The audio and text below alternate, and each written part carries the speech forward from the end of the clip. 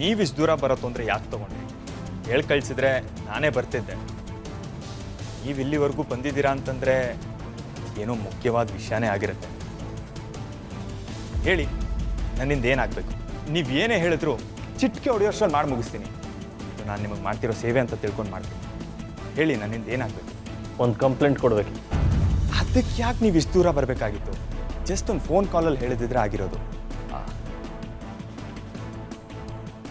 ಹೇಳಿ, ಯಾರ ವಿರುದ್ಧ ಕಂಪ್ಲೇಂಟ್ ಹಾಕಿಸ್ಬೇಕು? ಇನ್ಸ್ಪೆಕ್ಟರ್ ದೇವ್.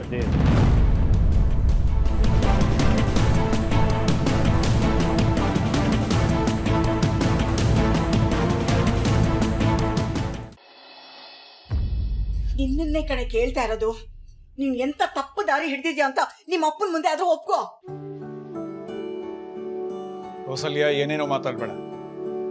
ನನ್ನ ಮಗಳು ಎಡವಟ್ಟು ಮಾಡ್ಕೋತಾಳೆ ನಿಜ, ಆದ್ರೆ ಅವಳು ತಪ್ಪು ಮಾಡೋಳಲ್ಲ. ಲೀಲಾ, ನೀನೇ ಹೇಳಮ್ಮ.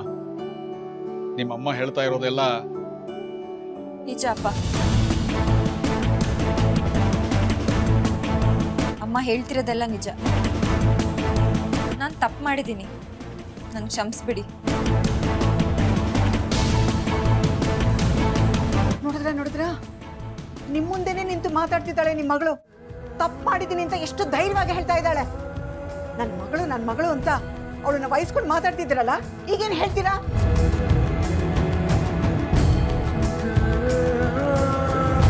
ಮನೆಯಲ್ಲಿ ಹೆಣ್ಮಕ್ಳಿದ್ರೆ ಸೆರಗಲ್ಲಿ ಕೆಂಡ ಕಟ್ಕೊಂಡು ಹಾಗೆ ಅಂತ ಹೇಳ್ತಾರೆ ನೋಡಿ. ಇನ್ಮೇಲೆ ಇವಳು ಪರವಾಗಿ ನೀವೇನಾದ್ರು ವಹಿಸ್ಕೊಂಡು ಬಂದ್ರೆ ನಾನು ಸುಮ್ಮನೆ ಇರಲ್ಲ.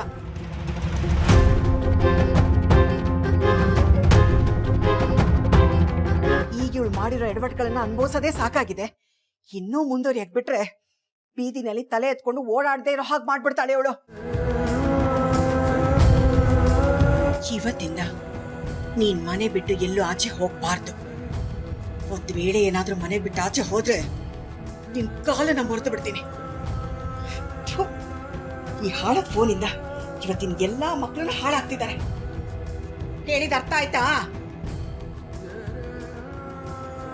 ನೀನು ಅಷ್ಟೇ ಕಣೆ, ಇವ್ರ ಜೊತೆ ಜಾಸ್ತಿ ಸೇರ್ಬೇಡ, ಹಾಳಾಗ್ಬಿಡ್ತೀಯ. ಹಿರಿಯಕ್ಕನ್ ಚಾಳಿ ಮನೆ ಮಕ್ಕಳಿಗೆಲ್ಲ ಅನ್ನೋ ಹಾಗೆ.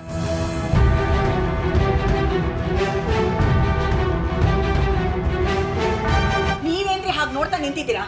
ಮಗಳು ಅಂತ ತಲೆ ಮೇಲೆ ಕೂರ್ಸ್ಕೊಂಡಿದ್ರಲ್ಲ, ಇವತ್ತು ತಲೆ ತಗ್ಸಿ. ಈ ಕರ್ಮನೆಲ್ಲ ಇನ್ನೂ ಎಷ್ಟು ದಿನ ಅನುಭವಿಸ್ಬೇಕು ನಾನು? ಬರ ಈ ಕಡೆ.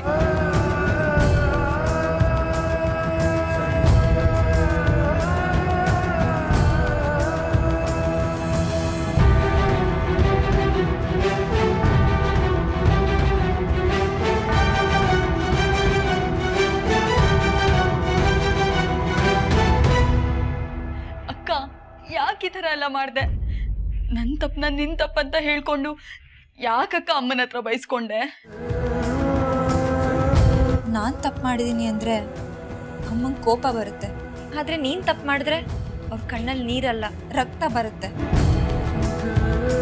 ನಾವೆಲ್ಲ ನಿನ್ನ ಅಷ್ಟು ಪ್ರೀತಿ ಮಾಡ್ತೀವಿ ಚುಕ್ಕಿ.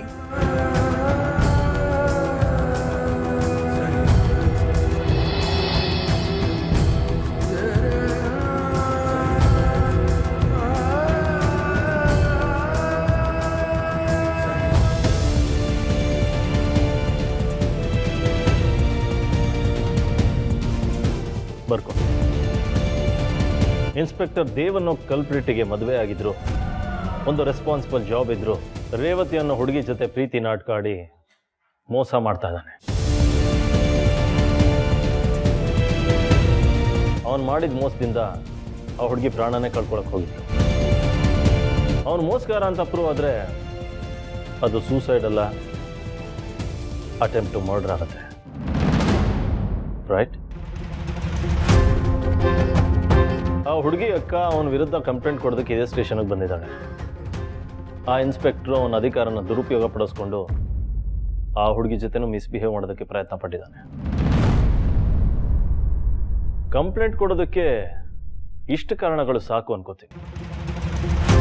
ನಾನು ಹೇಳ್ತಿರೋ ವಿಚಾರಗಳಿಗೆ ಇನ್ವೆಸ್ಟಿಗೇಷನ್ ಆಗಬೇಕಾಗಿದೆ. ಇದು ಸತ್ಯ ಅಂತ ನಿನಗೂ ಗೊತ್ತಿದೆ. ಸೊ ಈ ಕಂಪ್ಲೇಂಟ್ ನಿನ್ನ ಸ್ಟೇಷನ್ನಲ್ಲೇ ನಿನ್ನ ವಿರುದ್ಧವಾಗಿ ಆಗಬೇಕು.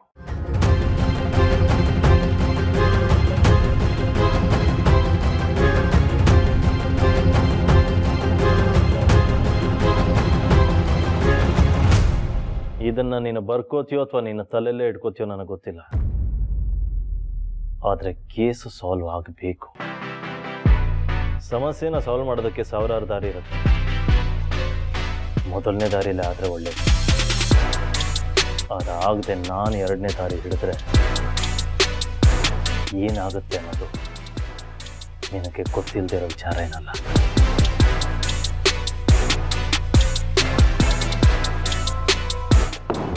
ನಾನೇನು ಬರ್ತೀನಿ. ನಾನು ಬರೋ ಅಷ್ಟೊತ್ತಿಗೆ ನಾನು ಕೊಟ್ಟಿರೋ ಕಂಪ್ಲೇಂಟ್ಗೆ ಆ್ಯಕ್ಷನ್ ತಗೊಂಡಿರಬೇಕು. ಮಾಡಿದ ತಪ್ಪನ್ನು ತಿದ್ದುಕೊಳ್ದೆ ಈಜೆ ರಿಯಾಕ್ಷನ್ಗೆ ಕಾಯೋದು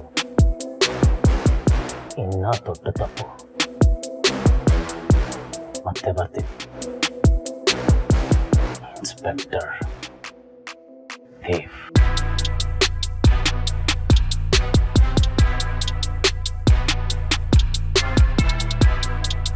ಲೀಲಾಗೂ ರೇವತಿಗೂ ಇವ್ರು ಯಾಕೆ ಸಪೋರ್ಟ್ ಮಾಡ್ತಿದ್ದಾರೆ? ಎಜೆಗೂ ಇವ್ರಿಗೂ ಏನು ಸಂಬಂಧ?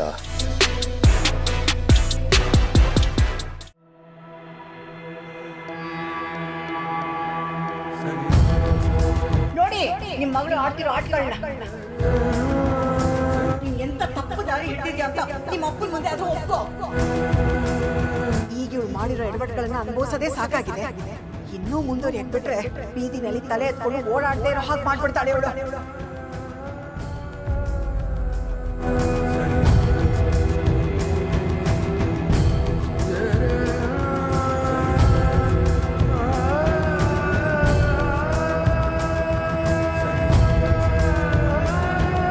ನಿಮ್ಮಮ್ಮನೂ ಹೀಗೆ ಮನೇಲಿ ಯಾರದೇ ತಪ್ಪಿದ್ರು ತನ್ನ ಮೇಲೆ ಹೇಳ್ಕೊಂಡು ಹೊರಗ್ತಾ ಇದ್ಲೇ ವಿನಃ ಬೇರೆಯವ್ರಿಗೆ ನೋವು ಕೊಡ್ತಾ ಇರಲಿಲ್ಲ.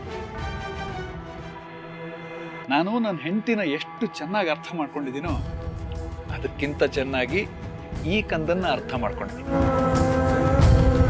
ನೀನೇನು ಅಂತ ನನಗೆ ಗೊತ್ತು ಮಗಳೇ. ನಿಮ್ಮಮ್ಮ ಏನು ಬೇಕಾದರೂ ಹೇಳಿ, ಅಷ್ಟೇ ಯಾಕೆ, ಒಂದು ವೇಳೆ ನೀನು ತಪ್ಪು ಮಾಡಿರೋದು ನಿಜ ಆದರೂ ನನ್ನ ಮನಸ್ಸು ಅದನ್ನು ಒಪ್ಕೊಳ್ಳೋದು. ಸಣ್ಣ ಪುಟ್ಟ ತಪ್ಪು ಆಗ್ಬೋದು, ಆದರೆ ಇಂಥ ವಿಷಯದಲ್ಲಿ ನೀನು ಎಡುತ್ತೀಯ ಅಂತ ನಾನು ನಂಬಲ್ಲ.